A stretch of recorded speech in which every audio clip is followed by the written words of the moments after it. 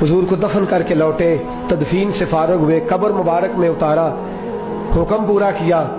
कहते हैं वापस आए तो जनाब अंस से सैयदा फातिमा कहने लगी, अंस तूने भी मेरे रसूल पे मिट्टी डाली है? अंस तेरी जुर्रत हो गई थी? फरमाते उस वक़्त फातिमा का पहला आंसू गिरा और फिर 6 महीने हुजूर के बाद हयात रही, मैंने उसके आंसू ही गिरते देखे। लोग सो जाते, वो हुजूर के रोज़े पे जाके बैठ जाती। कहते मैं समझाता बहलाता, लेकिन फातिमा कहती अली सब्र अपनी जगह, कर्म अपनी जगह। और मैं तुझे क्या बताऊं, बहन भाई पहले सारे चले गए, वालदा पहले छोड़ गई, अब हुजूर अलैहिस्सलातु सलाम ने भी पर्दा डाल लिया है, मुझे चार और जानिब कुछ दिखाई नहीं देता। कहते 6वां महीना था हुजूर के विसाल को। एक दिन मुस्कुराती हुई फातिमा घर आई रोजे से रात को बच्चों के साथ, तो शेर खुदा कहने लगे, मैंने कहा फातिमा बड़े दिनों के बाद मुस्कुराते देखा, क्या बात है? तो कहने लगी अली आज मेरी आंख लग गई थी, मुझे हुजूर ख्वाब में मिले हैं, तो मुझे हुजूर ने कहा तू रोती क्यों है?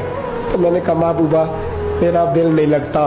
तो फरमाया बेटी तैयारी कर, तू मेरे पास आने वाली है। हजरत अली फरमाते बस फातिमा बीमार हुई, चंद दिन गुजरे तो मुझे बुलाया, वो कहने लगे अली वक्त जाने का आ गया है, ये अली के घर की है इज्जत अली से सुनते, नबी के घर की है इज्जत नबी से सुनते, वो जिसने मुअज़्ज़ज़ किया घराने को, हुसैन पाल के जिसने दिया जमाने को, जाने का वक्त आ गया है अली।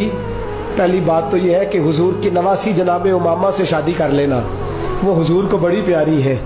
और दूसरी बात यह है कि मेरे हसन हुसैन इनका खास ख्याल रखना।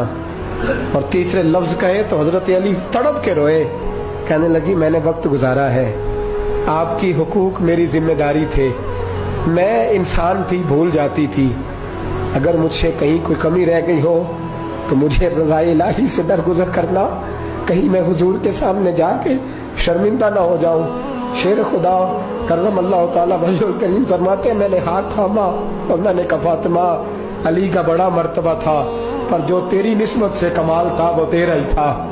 तू कैसी बात करती है, तूने तो हद कर दी, शहजादी हो के मेरे घर में खादिमों की तरह रही।